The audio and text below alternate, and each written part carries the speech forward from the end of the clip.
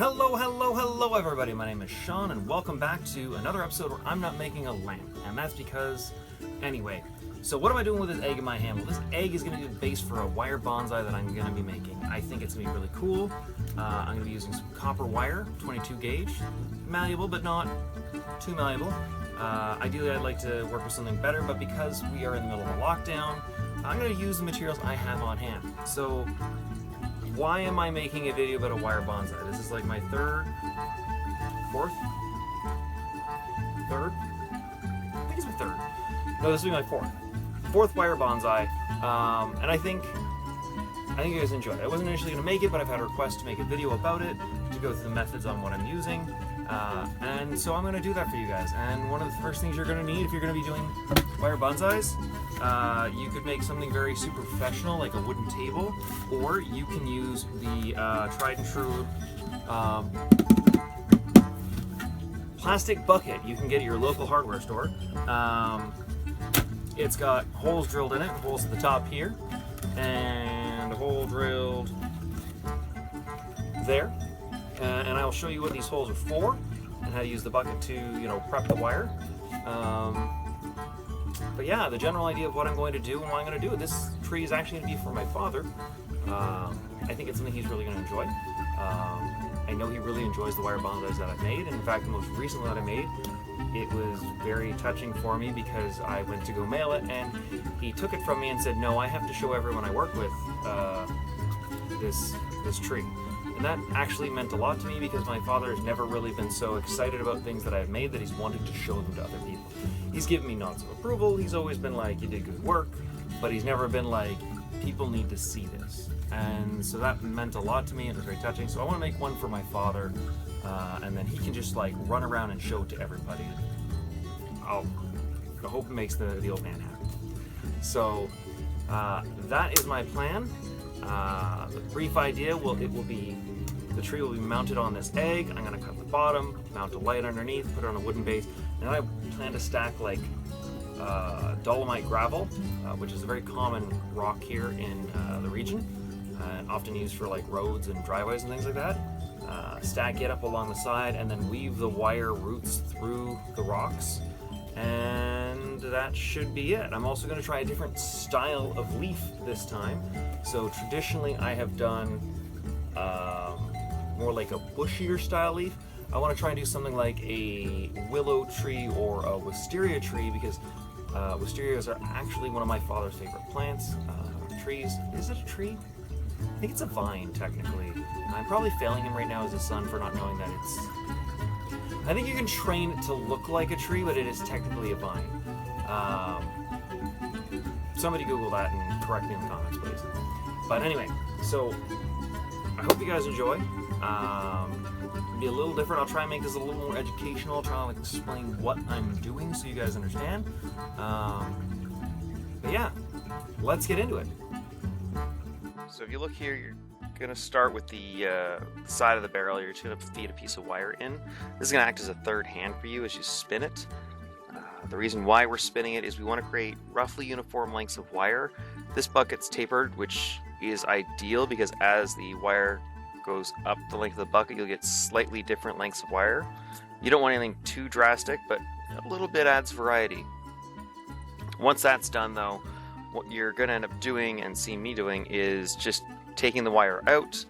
You're going to cut it, and this will give you your even lengths of wire. Ta-da! Super easy. Barely inconvenience. But in my case, I'm going to cut it again because I realize I don't want wire that's that long. I know I want a shorter root base, and so what I'm going to do is I'm just going to, as you can see here, trim it, and bang, I have twice the wire with half the work. I kind of like working with smaller trees, it's easier. You can see now that what I'm trying to do is just feed things into the top holes of the bucket. I ended up drilling, I think, 80 holes into the top of my bucket in that small little area. You can do more, you can do as many as you want. This is tedious work. It's the worst part of doing it, but it doesn't take long. It's maybe like 5-10 minutes worth of work. You can see here I'm measuring the egg. I'm trying to get a rough idea of how much root I want versus the rest of the tree. Obviously, the more root you have, the smaller amount you have, wire you have for leaves, and vice versa. So depending on what you're trying to do, you'll have to make that decision yourself as to how much root you want. You can see I've started twisting. The barrel, I keep calling it a barrel. It's a bucket. I'm gonna learn my nouns. You can see here, like, it just twisting, it works out really nice. After you give that initial twist to hold everything together, you just keep twisting wire. Just make sure you choose a direction and stick with it. If you're going to twist clockwise, always twist clockwise. If you're going to twist counterclockwise, always twist counterclockwise. Because if you don't, you're going to have getting these weird kinks in your wire, and your tree just looks kind of bad.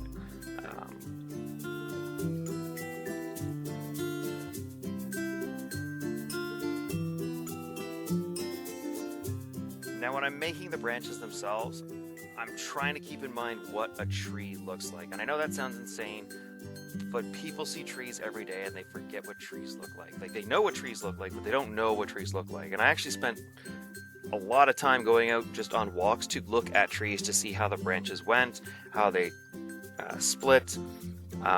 If you're insane and know a lot about math, you could use like the Fibonacci sequence, because most plants will follow that.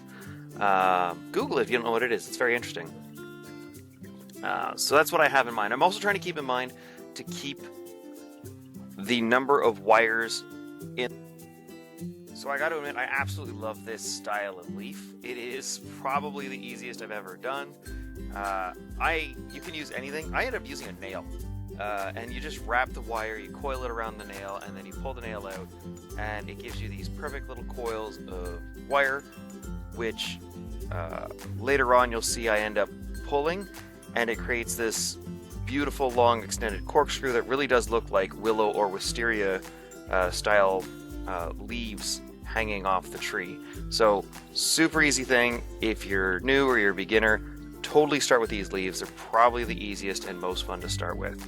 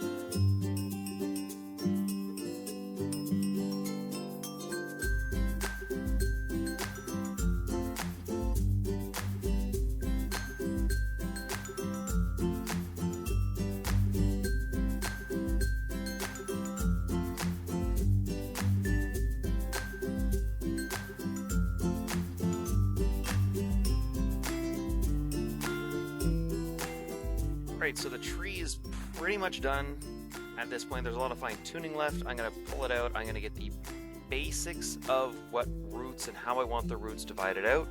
And then once I have the rest of the project done, I'll come back and finish up the roots.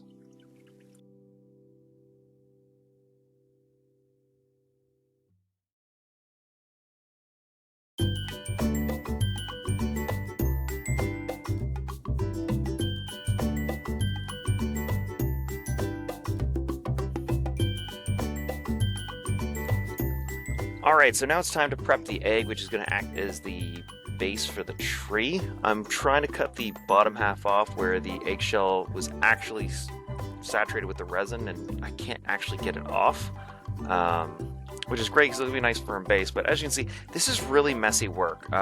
When you're doing something like this, guys, please, please, please wear a breathing mask, wear goggles, wear gloves like I am.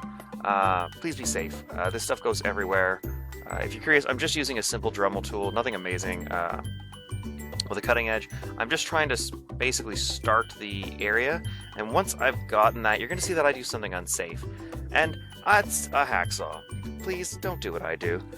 It works really well, actually, I will say that. But this is when I, on hindsight, do something really stupid, and don't do dumb things that I do. even if they're super effective. Probably should have thought a better way of doing this than with one hand. Should have used two. But it worked, and I'm really happy with the end result. So that's pretty much the egg. I thought it was done, but you'll see later on I changed my mind. Alright, so now I'm cutting a hole in the base, because if you remember I said I was going to put a light in it and mount it. Well, when I initially designed this, the idea was I would hollow out the egg itself, but that was going to be more difficult. I didn't expect the egg to, one, be so difficult to try and cut, and two, I didn't expect it to cut so fast. And that was really what made it so difficult, was how quickly the Dremel tool ate through it. So I'm just putting a hole in this, and I'm going to mount a puck light inside the stand, because I figured that'll be easier. But this ended up creating a whole slew of problems for me further down the road, which I didn't think of.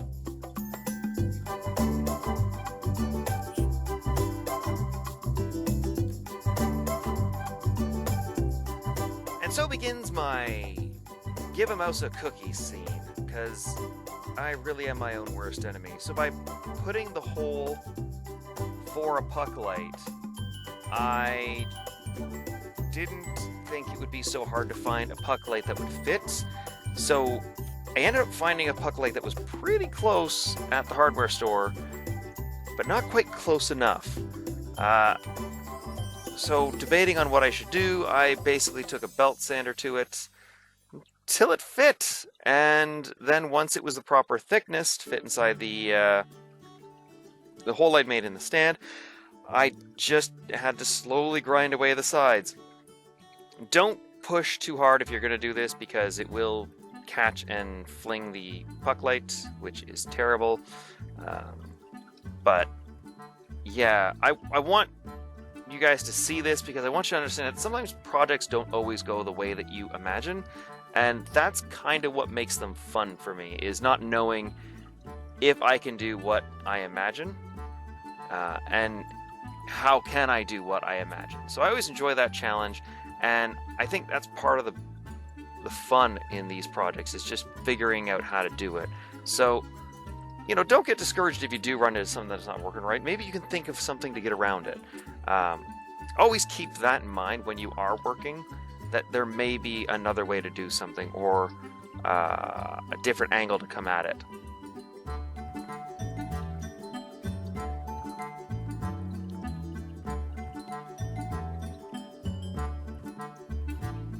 So my solution for what to do now, because I didn't want to mount the egg to the light, was to basically, as you see here, just take an old dollar store picture frame with very thin sheet of hard plastic. I'm going to mount the egg to this. I'm going to cut a circle out, that way I can set it inside the... Wow, this looks like I'm going so fast, but this was so slow and tedious. Bless you, 8 times speed. But yeah, this was my workaround, and now I'll mount the egg to this, and then that can sit on the stand, and I can freely remove or replace the puck if the light ever does burn out, or the batteries in it need changing, which I thought was a good idea.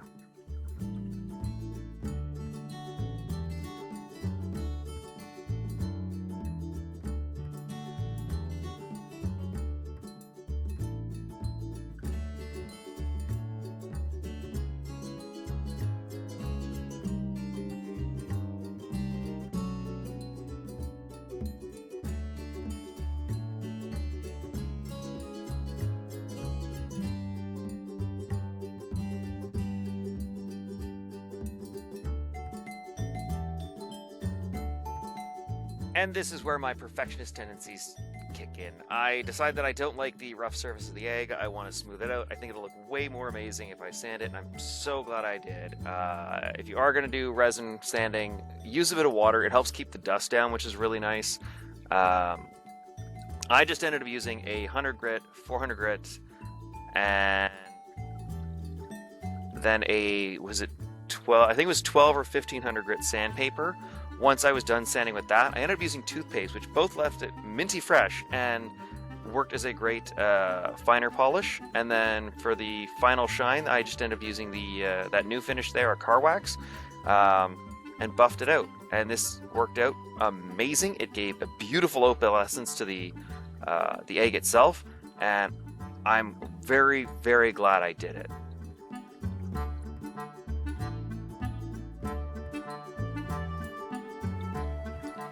So right now I'm just carving a little notch into the base. This is where the piece of plastic I've cut is going to sit, and then the egg itself will be mounted on top of that. I'm just using a simple Dremel tool with the cutting edge. Don't press too hard or you're going to shatter the disc. I did that a couple times while doing this. And then once it's the right size, after fitting in the plastic piece a couple times, all I'm going to do is I'm going to sand down the surface that I've now cut just to make sure it's level. I'm also going to sand down the other surface around the ring, because what I want to do is I want to keep a rougher surface so the foliage that I'm going to put around the base of the ring has something to adhere to. At this point, I've now decided I don't want to use any of the rocks. I just want to use the foliage. If you're wondering, all I'm using is it's 5-minute epoxy. I think it's Gorilla Glue. I give this stuff a simple mix. It's actually my favorite thing to work with. Sets really quickly, does a phenomenal job, dries clear. I would totally recommend it. So I'm just feeding it around this ring here, trying not to let it drip down into the hole or over top the stand itself. And then once I've got that in place, I'm just going to smear it along the bottom of the egg, and I'll adhere the egg into place, and that's it. Now I can begin with working on the roots. This is, by the way, a little tedious, but it's super worth it. And again, you're going to want to work in even numbers of wires, because 3 wires, when you eventually get down in your branching to 3 wires, it's really, really difficult to twist 3 wires. It's much easier to twist an even number because you can just separate them and then twist.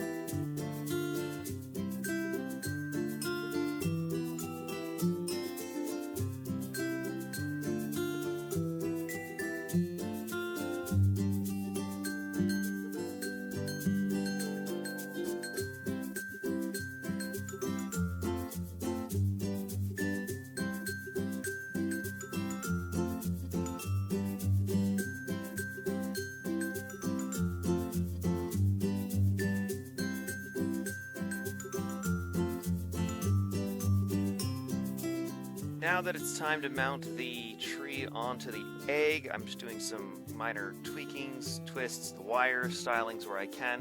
This top section I'm going to be putting on, I can't actually really change. Once I've epoxied it into place, it ain't going anywhere. So I gotta style these parts now while I can. The lower roots I know aren't gonna stick, but I'm gonna try and hold them in place, and I can worry about them afterwards. The other thing I'm trying to do as well when positioning this and styling it is I want to hide, there's a mark on the top of the egg that ends up getting hidden thankfully by the tree, but I'm trying to hide that with the tree itself so you don't notice it.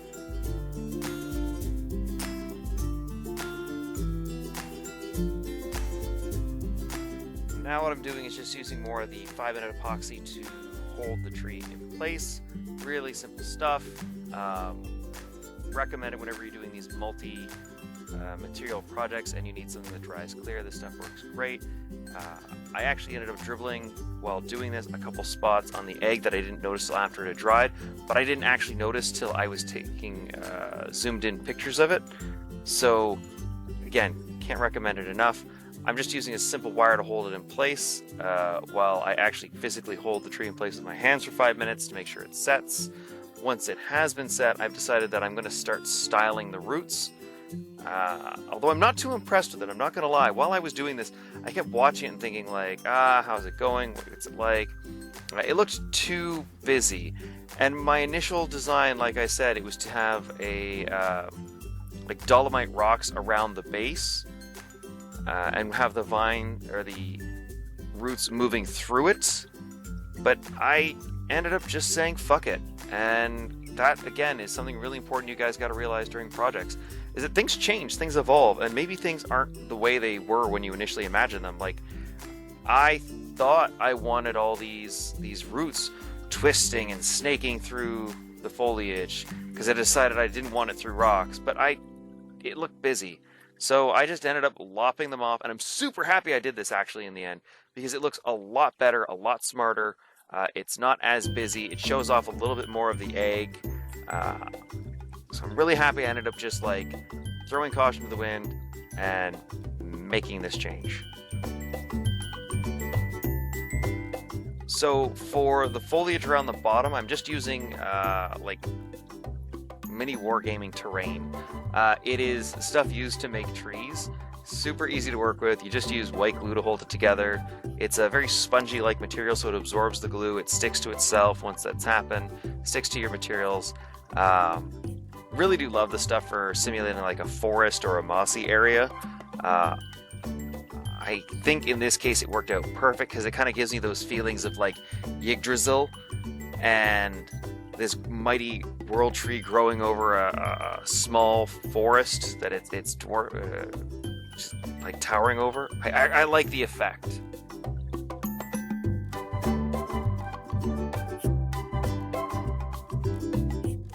Now by this point I am literally like excitedly bouncing in my seat as I make them. I've been looking forward to this moment. This is the moment of truth where I'm going to see whether or not this looks amazing, and it didn't disappoint. It absolutely did not disappoint. Although I will say, my ass cheeks clenched every time one of these wires snapped back because they're very springy.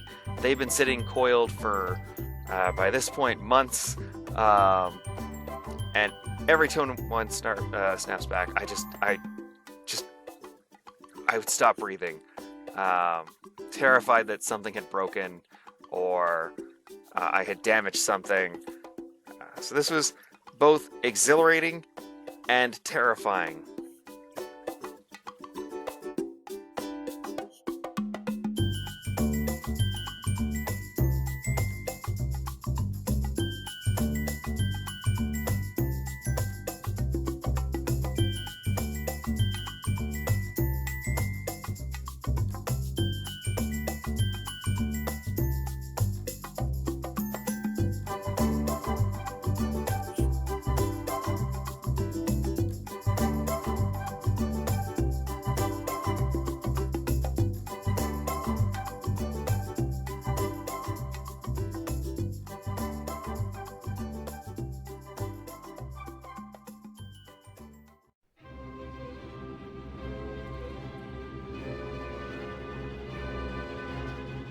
And it's done! Oh, it turned out so good. It looks so amazing. I am so happy with how it turned out. I'm super satisfied. My father loves it. It makes me ecstatic to make him happy like that. I absolutely love this. It turned out so good. I love the glowing of the egg. I love everything. I know, I do want to apologize before I continue. I know this is more of a talky episode and a little different, but like I said, I wanted to show you guys how I do what I do, and it was going to be a little more educational. I hope you liked it. Let me know what you think. But I just love it. It really does evoke the concept of fantasy to me. Like I said, the idea of Yggdrasil, the world tree, and it turned out phenomenal, especially with the puck light switching between colors. It just lights the egg up. Even with the puck light off, the natural luminescence and opalescence of the resin egg after my polishing looks phenomenal. And in a few seconds, you are going to see what it looks like in the dark. And in the dark, it is fantastic. I hope you guys have enjoyed. Thank you very much for watching. Please have yourselves a great day. And always, I wish you all the best. Take care. Bye-bye.